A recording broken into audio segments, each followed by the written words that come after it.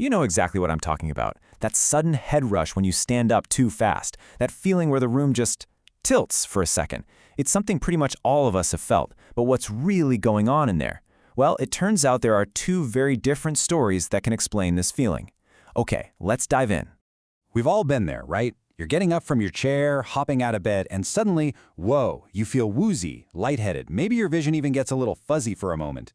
Most of the time, it's over in a few seconds. But today, we're going to pull back the curtain on that sensation and figure out the two main culprits behind it. All right, so our first possible explanation. It all starts with your blood, or more specifically, your blood pressure. Think about it. When you stand up, gravity does its thing and pulls blood down into your legs and belly. Now, your body has this amazing, sophisticated system to push it right back up. But sometimes that system can be a little slow on the uptake. And that little lag has a pretty official-sounding medical name, orthostatic hypotension, or just OH for short. What it really means is that there's a measurable drop in your blood pressure.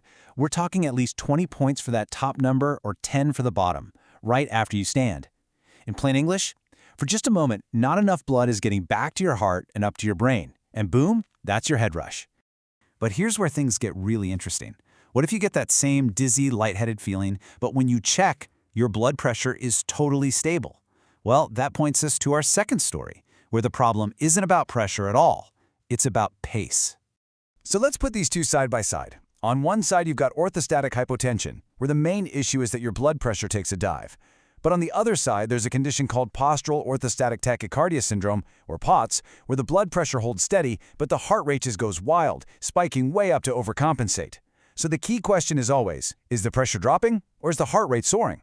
For now, though, we're going to focus on the more common issue, those pesky pressure drops. Okay, so let's stick with that first story for a bit. What can you do about those pressure drops from orthostatic hypotension? Well, the good news is, for a lot of people, some simple, totally practical lifestyle adjustments can make a huge difference. Let's start with what's called the slow rise technique, which is a fantastic tip from the British Heart Foundation. So instead of just jumping out of bed, try this. First, just stretch a little while you're still lying down to get your blood moving. Then, swing your legs over and just sit on the edge of the bed for a minute. Maybe cross and uncross your legs a few times. Then, stand up slowly. You see, you're just giving your body a little heads up so your blood pressure has time to adjust. And there's even more you can do. Staying hydrated is absolutely key. You should be aiming for about 6 to 8 glasses of fluids a day.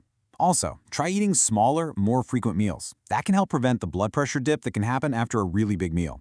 And it might help to avoid carbs that digest super fast, like white bread or pasta. Oh, and here's a weird one. Some people actually benefit from a little more salt, but, and this is a big but, you absolutely have to talk to your doctor before you even think about trying that. So we've talked about how your whole circulatory system can cause that head rush. But what if your blood pressure is totally fine and you still get dizzy, especially when you move your head a certain way? Well, that might mean the culprit isn't your blood flow at all. It might be something happening deep inside your ear. Yeah, that's right. Inside your inner ear, you've got this amazing piece of equipment called the vestibular system. It's basically your body's personal, built-in gyroscope. It tells your brain which way is up, down, and all around. But sometimes, tiny little parts of this super intricate system can get knocked out of place. And when that happens, it sends your sense of balance into a total tailspin. This leads to a condition with a very long name, benign paroxysmal positional vertigo. Let's just call it BPV. So here's what happens. You have these teeny tiny calcium crystals in your ear that are supposed to stay put in one spot. But sometimes they break loose and drift into the fluid-filled canals that sense motion. These little rogue crystals start sending false signals, telling your brain you're spinning when you're actually standing perfectly still.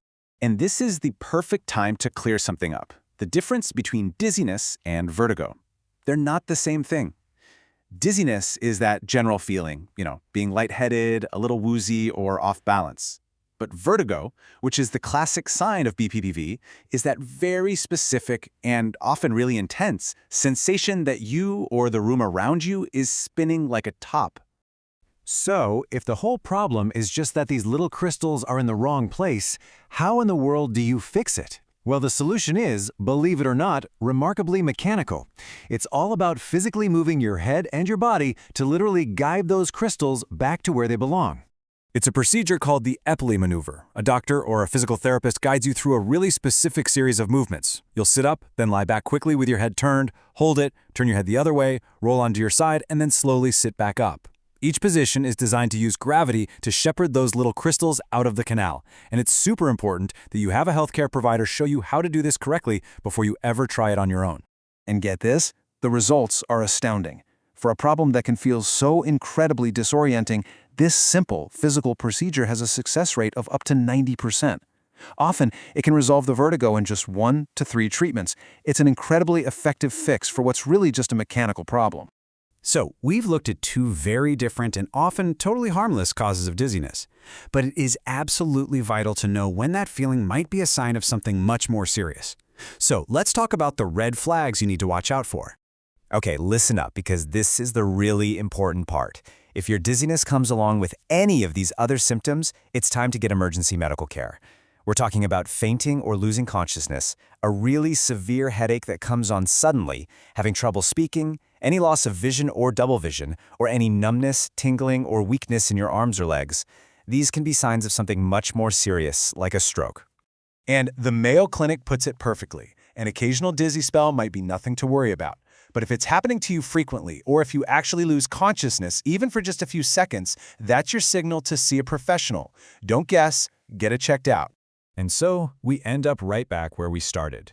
That dizzy spell? Is it a story about your blood pressure just struggling to keep up for a second? Or is it a story about some tiny crystals that have gone on a little journey in your inner ear? Understanding that there are these two very different paths is the first step. But figuring out which story is your story, well, that's a conversation you need to have with your doctor.